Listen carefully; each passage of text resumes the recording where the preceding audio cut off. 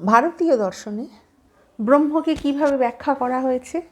শঙ্করাচার্যের অদ্বৈতবাদ এবং রামানুজের বিশিষ্টাদ্বৈতবাদ কিভাবে তারা ব্যাখ্যা করেছেন এবং দুজনের মধ্যে কী পার্থক্য রয়েছে সেইটা নিয়ে আজকের আমি ডিসকাস করব। প্রথমেই আমার জানা দরকার ব্রহ্ম কী। উপনিষদের দর্শন অনুসারে ব্রহ্ম হলেন পরম সত্য বা চরম বাস্তবতা, যেটাকে ইংলিশে বলা হয় আলটিমেট রিয়ালিটি। তিনি অনাদি, অনন্ত এবং বিশ্বব্রহ্মাণ্ডের মূল কারণ। ভারতীয় দর্শনে ব্রহ্মের স্বরূপ ব্যাখ্যা করতে গিয়ে দুটি প্রধান মতবাদ উঠে এসেছে। একটা হচ্ছে শঙ্করাচার্যের অদ্বৈতবাদ আর আরেকটা হলো রামানুজের বিশিষ্টাদ্বৈতবাদ। প্রথমেই আমি আলোচনা করব শঙ্করাচার্যের অদ্বৈতবাদ। তবে ব্রহ্ম কী সেই সম্পর্কে একটু পরিষ্কারভাবে জানা দরকার। ব্রহ্ম শব্দটার অর্থ হলো যা অপরিবর্তনীয়। হিন্দু ধর্মে ব্রহ্ম হলেন পরম সত্তা, যা এই মহাবিশ্বের সব কিছুর উৎস এবং তিনি ভিত্তি। উপনিষদে ব্রহ্মকে সচ্চিদানন্দ বলা হয়েছে, যার মানে হলো তিনি সৎ, চিৎ এবং আনন্দস্বরূপ। তিনি শাশ্বত, জ্ঞানময় এবং আনন্দময়। কেউ কেউ ব্রহ্মকে একজন ঈশ্বর হিসাবে দেখেন, আবার কেউ কেউ একটা দার্শনিক ধারণা হিসাবে দেখেন। তবে মূল কথা, ব্রহ্ম হলেন সেই পরম সত্তা যা সব কিছু ধারণ করে আছে। শঙ্করাচার্য তার যে অদ্বৈতবাদ, সেখানে বলা হয়েছে ব্রহ্ম সত্য, জগৎ মিথ্যা, জীব ও ব্রহ্মৈব না পর। অর্থাৎ ব্রহ্মই একমাত্র সত্য, জগৎ মায়া বা মিথ্যা, আর জীব ও ব্রহ্ম আসলে অভিন্ন। নির্গুণ ব্রহ্ম এখানে স্বীকার করা হচ্ছে। শঙ্কর মনে করেন ব্রহ্ম গুণাতীত, তার কোনো আকার বা বৈশিষ্ট্য নেই। তিনি জ্ঞান স্বরূপ, সচ্চিদানন্দ এবং অর্থাৎ তিনি হচ্ছে সচ্চিৎ এবং আনন্দ। এইভাবে ব্রহ্মকে তিনি ব্যাখ্যা করছেন। জগৎ ব্রহ্মের বিবর্ত মাত্র। যেমন অন্ধকারে দড়িকে আমাদের সাপ মনে হয়, তেমন মায়ার প্রভাবে আমরা ব্রহ্মকে জগৎ হিসাবে দেখি। মায়া দূর হলে কেবল ব্রহ্মই অবশিষ্ট থাকে। অদ্বৈতবাদ অনুযায়ী জীবাত্মা এবং পরমাত্মা, অর্থাৎ এখানে বলা হচ্ছে যে এরা অভিন্ন, এক এবং অভিন্ন। আমাদের অহং বা আমি বোধ হলো অজ্ঞানতা। তত্ত্বমসি, তুমি সেই ব্রহ্ম, এই উপলব্ধির মাধ্যমে মোক্ষ বা মুক্তি লাভ সম্ভব হয়।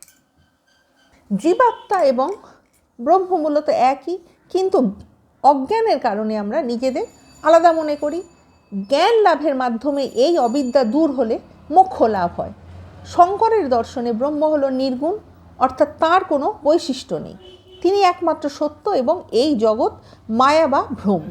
জীবাত্মা এবং ব্রহ্ম মূলত একই, কিন্তু অজ্ঞানের কারণে আমরা নিজেদের আলাদা মনে করি। জ্ঞান লাভের মাধ্যমে এই অবিদ্যা দূর হলে মোক্ষ লাভ করা যায়। শঙ্করের অদ্বৈতবাদ অনুসারে ব্রহ্ম হলেন একমাত্র সত্য এবং এই জগৎ মায়া বা ভ্রম। জীবাত্মা এবং ব্রহ্ম মূলত একই, কিন্তু অজ্ঞানের কারণে আমরা নিজেদের আলাদা মনে করি। জ্ঞান লাভের মাধ্যমে এই অবিদ্যা দূর হলে তবেই আমাদের মোক্ষ লাভ করা যায়। রামানুজ তিনি কিভাবে ব্রহ্মকে ব্যাখ্যা করছেন? রামানুজ শঙ্করকে অনুসরণ না করে তিনি এক বিশেষ ধরনের অদ্বৈতবাদ প্রচার করেছেন। তার মতে ব্রহ্ম এক হলেও তিনি গুণহীন নন এবং বরং অনন্ত গুণের আধার। তিনি সগুণ ব্রহ্মের তিনি স্বীকার করেছেন। রামানুজের মতে ব্রহ্ম হলেন সবিশেষ বা সগুণ। তিনি ঈশ্বর, অর্থাৎ তিনি বিষ্ণু বা নারায়ণকে তিনি এইভাবে বুঝিয়েছেন। জ্ঞান, শক্তি ও করুণা তাঁর গুণ। তিনি ব্রহ্মকে একটা জৈব সত্তার সাথে তুলনা করেছেন। ব্রহ্ম যদি শরীরই হন, তবে চিৎ বলতে যেটাকে জীব বোঝানো হচ্ছে চিৎ, আর অচিৎ যেটা হচ্ছে জড়, এটাই হলো তার শরীর বা বিশেষণ। তারা ব্রহ্ম থেকে পৃথক নয়, অর্থাৎ চিৎ এবং অচিতের কথা তিনি বলছেন যে তারা ব্রহ্ম থেকে পৃথক নয়, কিন্তু ব্রহ্মের সাথে একও নয়, বরং ব্রহ্মের উপর নির্ভরশীল। জগৎ মায়া নয়, বরং সত্য। এটা ব্রহ্মেরই বাস্তব পরিণাম বা প্রকাশ। রামানুজের মতে কেবল জ্ঞানের মাধ্যমে যুক্তি সম্ভব নয়।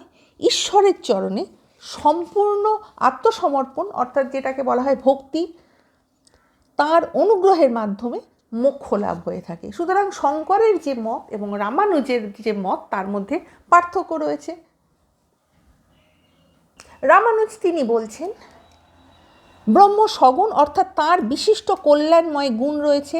ব্রহ্ম হলেন পরম সত্তা এবং জগৎ তাঁরই অংশ, জীবাত্মা ব্রহ্মের অংশ এবং ব্রহ্মের প্রতি ভক্তি ও আত্মসমর্পণের মাধ্যমে মোক্ষ লাভ করা সম্ভব। রামানুজের বিশিষ্টাদ্বৈতবাদ অনুসারে ব্রহ্ম সগুণ, অর্থাৎ তাঁর বিভিন্ন কল্যাণময় গুণ রয়েছে। ব্রহ্ম হলেন পরম সত্তা এবং জগৎ তাঁরই অংশ, জীবাত্মা ব্রহ্মের অংশ এবং ব্রহ্মের প্রতি ভক্তি ও আত্মসমর্পণের মাধ্যমে মোক্ষ লাভ করা সম্ভব। আবার রামানুজের মতে ব্রহ্ম সগুণ, অর্থাৎ তাঁর বিভিন্ন কল্যাণময় গুণ রয়েছে। ব্রহ্ম হলেন পরম সত্তা এবং জগৎ তাঁরই অংশ, জীবাত্মা ব্রহ্মের অংশ এবং ব্রহ্মের প্রতি ভক্তি ও আত্মসমর্পণের মাধ্যমে মোক্ষ লাভ সম্ভব। তাই শঙ্করাচার্যের অদ্বৈতবাদ, যেটাকে জীব ও ব্রহ্মের অভেদ বলা হচ্ছে, তিনি এর উপর জোর দিয়েছেন। সেখানে রামানুজাচার্য বিশিষ্টাদ্বৈতবাদ, অর্থাৎ জীব এবং ব্রহ্মের যে পার্থক্য সহ অভেদ, সেটার উপর গুরুত্ব দিয়েছেন। এবারে আমি কতগুলো পয়েন্ট বলবো শঙ্কর এবং রামানুজের ব্রহ্ম সম্পর্কে যে মতামত দিয়েছেন, সেগুলো আমি কয়েকটা পয়েন্ট বলবো। প্রথমে শঙ্করের মতে ব্রহ্ম নির্গুণ, রামানুজের মতে ব্রহ্ম সগুণ। নাম্বার 2, শঙ্করের মতে জগৎ মায়া, রামানুজের মতে ব্রহ্মের অংশ। নাম্বার 3, শঙ্করের মতে জীবাত্মা ও ব্রহ্ম অভিন্ন, রামানুজের মতে ভিন্ন। নাম্বার 4, শঙ্করের মতে জ্ঞান, রামানুজের মতে ভক্তি, মুখ্যের উপায় হলো ভক্তি।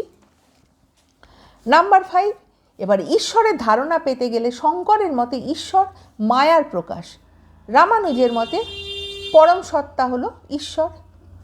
নাম্বার 6, এবারে দর্শনের দিক থেকে যদি ভিত্তি দেখা যায়, তাহলে শঙ্করের মতে বেদান্ত সূত্র, রামানুজের মতে বেদান্ত ও পঞ্চরাত্র আগম। শঙ্করের প্রধান গ্রন্থ হলো ব্রহ্মসূত্র ভাষ্য, আর রামানুজের হলো প্রধান গ্রন্থ শ্রীভাষ্য। নাম্বার 8, শঙ্করের দশনামী সম্প্রদায় আর রামানুজের হলো শ্রী বৈষ্ণব সম্প্রদায়। নাম্বার 9, শঙ্করের যেটা তিনি প্রচার করেছেন সেটাকে বলা হচ্ছে অদ্বৈতবাদ, আর রামানুজ তিনি বিশিষ্টাদ্বৈতবাদ প্রচার করেছেন। নাম্বার 10, শঙ্করের মতে ব্রহ্ম জ্ঞান, এটাই হচ্ছে দরকার, আর রামানুজের মতে ব্রহ্মের প্রতি ভক্তিটাই হচ্ছে আসল উদ্দেশ্য।